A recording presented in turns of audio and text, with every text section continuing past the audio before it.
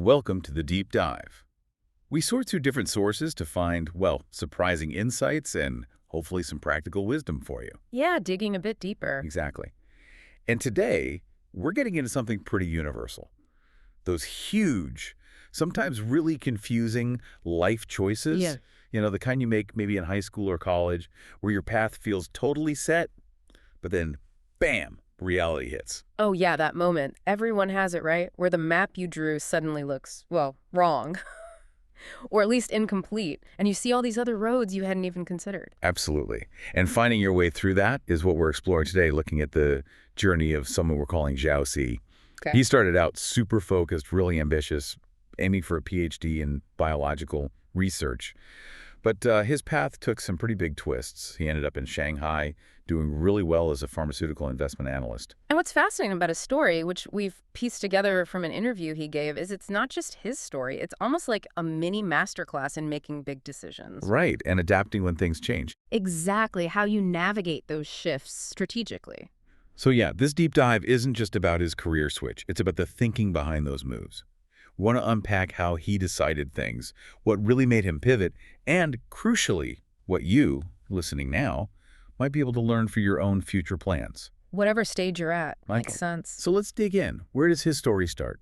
It kicks off back in 2013. Xiao C is in high school, living in a small county in Jingzhou, Hubei province. Okay. And the academic pressure sounds just intense. How intense are we talking? Well, picture this, waking up at 6:30 a.m., hitting the books straight through until 10 p.m. every single day, Wow. with only 2 days off. A month. 2 days a month. Right. That's incredible dedication. Or maybe just grinding. It's definitely a grind, and you often find family expectations play a big role in environments like that. For Xiao C, his father was a major influence. Okay. Yeah, really pushed the higher education idea, aiming for advanced degrees, and that led Xiao C to pick life sciences first for his major, followed by chemistry, then urban planning. But the main goal, the big one, was clear. Get a PhD in biology, become a research scientist. Okay, so a very clear academic path laid out. But what surprised me, even early on, was how he chose his university. It wasn't just about the name or rank. No, not at all. He was incredibly practical about it, really proactive, almost like he was investigating his own future. Oh, so. Well, he didn't just rely on lists. He actually went and visited campuses, not just locally in Hubei, like Wuhan University or Huazhong University of Science and Tech, but he also traveled to Guangdong in eastern China to check out universities there. Really? What was he looking for? Specific things. He apparently found the dorms lacking at some places, but mostly he was looking for a certain atmosphere. He ended up choosing Sun Yat-sen University Donda in Guangzhou. Why there? He liked its freer, more lively atmosphere, he said. Good facilities, a comprehensive feel, and he felt Guangzhou itself was a city with an upward trend. That's really insightful for a high school kid making that choice, already thinking beyond just the degree. Totally. It's a great early lesson from his story, isn't it? Don't just follow the crowd. Actually, go look, investigate your options. So did he find that freer atmosphere at Zonda? Or was it still head down in the books? Seems like he found a good balance. University wasn't just academics for him. He got involved in clubs, spent a lot of time in different labs exploring things. And did the life sciences college have some unusual field work? Yeah, that sounded amazing. These wild field internships. He talked about learning to identify plants, different kinds of seashells down at Daya Bay. Wow. Even insects, amphibians, birds in nature reserves like high-shiding. He was really living it, hands-on science. Definitely paints a picture of someone deeply engaged in that scientific path. Yeah. Did he have a specific research focus back then? He did. He was interested in developing new biomaterials. The idea was to encapsulate anti-cancer drugs inside these materials for targeted delivery right to tumors. So drug carrier design, basically. Exactly. Shows he was already thinking about practical applications, even within pure research, really committed to that science track at the time. Okay, so strong science background, clear goal. The next logical step seems like grad school. And he went abroad for that. Yep. He headed to Columbia University in the U.S. His goal was to experience a different academic culture, maybe get access to better research facilities, more exchange opportunities. Was Columbia just a random pick, or? Not random at all, actually. He'd met a Columbia professor who was visiting his university in China. Ah, a connection. Exactly. That meeting was a key factor. Shows how important networking can be, even those chance encounters. Now, this is where things get interesting, right? Because he aimed for a PhD, but ended up applying for a master's first. Why the switch? Well, this is where the practical side of advanced degrees kicks in, especially for international students. Okay. Xiao C pointed out, and it's a really key difference, that getting straight into a PhD program abroad is often much harder. Why is that? Funding. Funding, exactly. PhDs usually rely on funding from a specific professor's research grant. Master's programs, on the other hand, are typically self-funded. Got it. So the barrier to entry for a master's is often lower, financially speaking, if you don't have external funding lined up. Generally, yes. He did mention that having a big national scholarship from undergrad could make a direct PhD application easier because it takes the funding pressure off the professor. But otherwise, the master's route is often more feasible initially. It's a realistic look at the logistics. And it was during this master's program at Columbia that he had this major realization, a real turning point. Huge, yeah. He basically concluded that, well, that is chineselife, Which means? research is for the wealthy. Yeah. Or, maybe more accurately, research is something people with financial security pursue. Wow.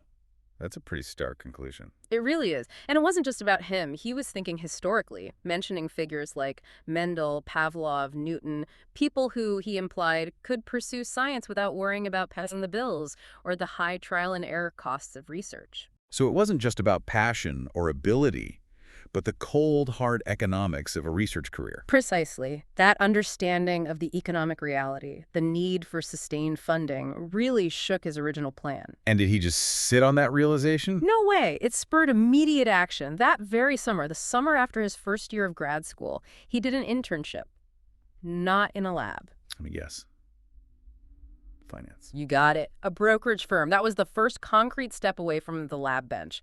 A massive shift in outlook. That's a huge pivot from potential PhD scientist to interning at a brokerage. How did he frame that move going forward? He saw it strategically. It wasn't just a summer job. It solidified into a plan for after graduation. He decided not to pursue the PhD right away. Okay, so what did he do instead? He deliberately chose to get industry experience first. He spent 3 years working in the U.S. at a pharmaceutical factory. Doing what kind of work? Still science-related. Yeah, foundational stuff. Right. Quality control, stability testing, efficacy testing for drugs. Basic but crucial industrial lab work. And he could do that because of the OPT program, right? Optional practical training? Exactly. That policy was key. It allows STEM grads in the U.S. to work for up to 3 years after graduating without needing an immediate work visa sponsor. So he used that time strategically. Totally. He called it self-accumulation, building up practical, real-world experience in the pharmaceutical industry.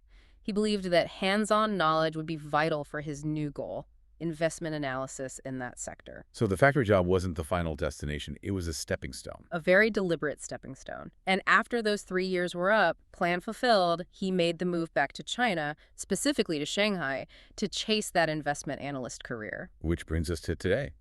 He's in Shanghai, working as a sell-side investment analyst, specializing in pharma.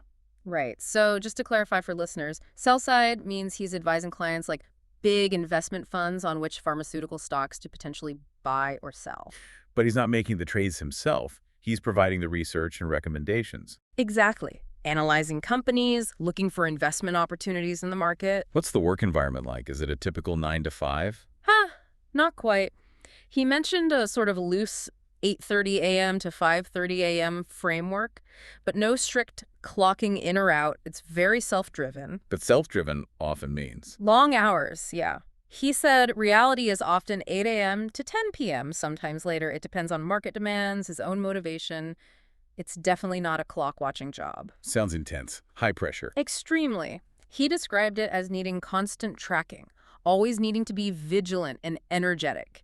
You have to be ready to respond to client questions basically anytime. Like fund managers calling him late at night. Yep, he mentioned getting questions at 8 or 9 p.m. It's just the nature of the beast in that role, always on. So day to day, what does that involve? What's he actually doing? A lot of research, essentially. He's consolidating market information, identifying investment opportunities, and then writing detailed research reports for clients. And tracking specific companies. Oh, constantly. Keeping tabs on everything.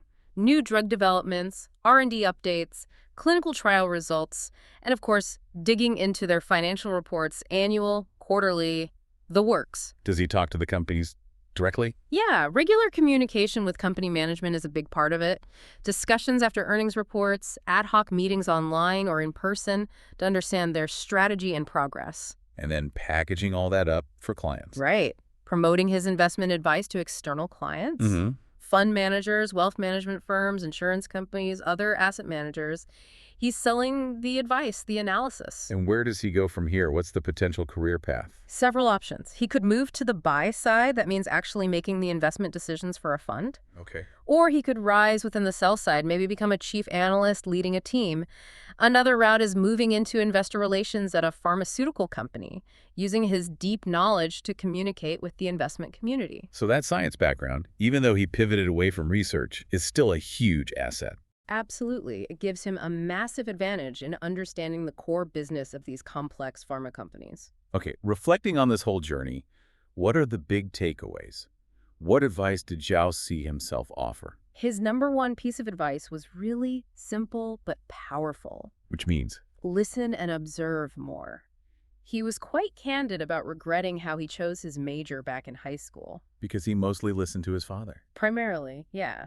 He wished he'd talked to a much wider range of people, talk to a university freshman in that major, talk to a senior, someone 2 years out, 4 years, even 10 years post-graduation. To get different perspectives on where that path actually leads. Exactly. To get varied insights, understand the long-term realities, and make, as he put it, better decisions.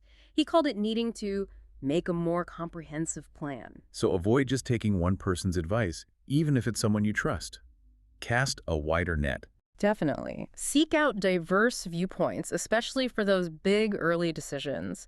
He felt doing that kind of investigative work earlier could have saved him from pursuing paths he later saw as maybe unnecessary. When did he actually do that deep dive talking to people? It wasn't until his first year of his master's degree. That's when extensive conversations really helped him confirm his new direction towards finance, which suggests, yeah, starting earlier could have been beneficial. Okay, what else? Any other reflections? There was another really interesting point. He said if he could go back, he'd tell his younger self, do your best in the present, don't worry about wasting too much energy. That's kind of counterintuitive, isn't it? Like, why pour energy into something if you might pivot away later? Right, but I think his point was that the effort itself, the skills you build, the discipline you learn, none of that is truly wasted. Ah, okay. It all adds up. Transferable skills, maybe. Exactly. It builds your capacity, your knowledge base, even if you apply it differently later on. So give your current thing your best shot, basically. Don't hold back worrying it might be the wrong path long term. That's actually quite liberating advice. Less pressure to have it all perfectly figured out from day one. Yeah, it is. And his final piece of advice kind of circled back to the first one. When making further decisions, seek more external opinions. Keep talking to people, keep listening. Keep gathering perspectives. It's a consistent theme. Don't make big calls in a vacuum. So, hearing Xiao C's story, it really makes you think, doesn't it? Are you listening right now, maybe holding on to an old map for your future too tightly? Or are you open to revising it, maybe even embracing a completely different kind of sketch? His journey really shows how having a plan is good, but being flexible, being willing to learn from others, and actively gathering information, that's what lets you navigate the unexpected turns. Yeah, he started as this dedicated science kid in a small town, ends up a fast-paced investment analyst in Shanghai. It wasn't luck. It was conscious choices, pivots, and a lot of listening. It's a great reminder that adapting your vision based on new information and real-world feedback isn't failure. It's smart strategy, understanding the realities, not just the dream. Absolutely. So maybe the final thought for you to chew on is this. How much of your current path, your current plan, is based on your original assumptions versus what you've learned from the real-world experiences of others. And maybe ask yourself, is there one conversation you could have, one person you could talk to that might genuinely shift your perspective on what comes next? Something to think about. Thanks for diving deep with us today.